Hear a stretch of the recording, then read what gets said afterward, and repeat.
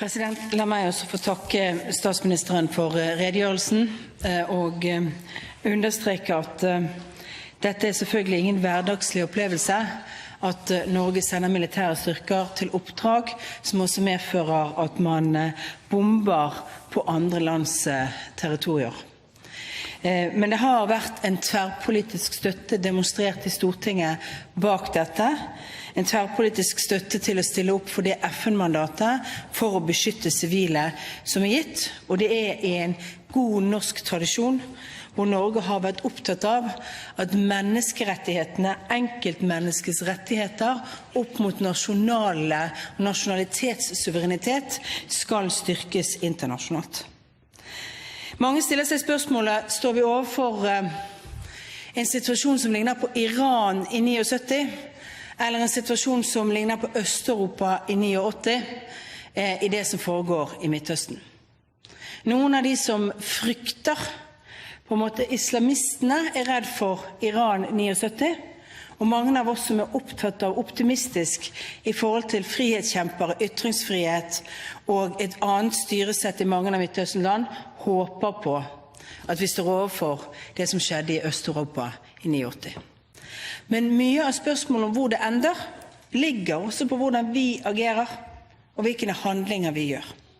Derfor tror jeg at det har vært viktig at Vesten faktisk har vært med på, til tross for den krigstrøttheten som jeg tror veldig mange europeiske land og USA og Kanada opplever, å stille militært personell disponible for å gjennomføre et FN-mandat for å beskytte sivile i Libya. Hadde vi ikke gjort det, så tror jeg faktisk at reaksjonene hadde blitt enda større i de massene av opprørere som finnes, og som ville sett på at folk som ønsket seg frihet, ble drept av deres tyrann, slik som det så ut til å skje i Libya. Jeg opptatt av at vi må stå bak prinsippet om ansvar for å beskytte. For det 90-tallets utvikling fra Srebrenica og Rwanda til Kosovo viste hvor vanskelig det var å få til den typen vedtak i FN, og viste hvor ofte man trakk seg tilbake og ikke stilte opp for rettighetene.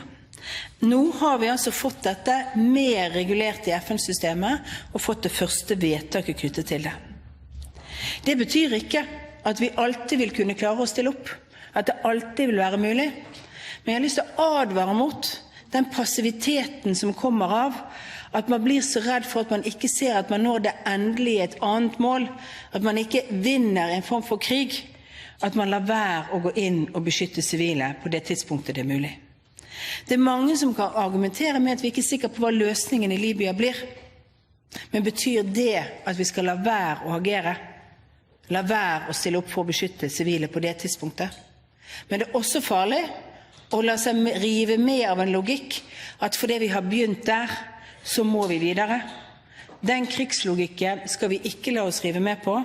Vi skal alltid huske at det viktigste mandatet vi har fått, det er å beskytte sivile i denne sammenhengen.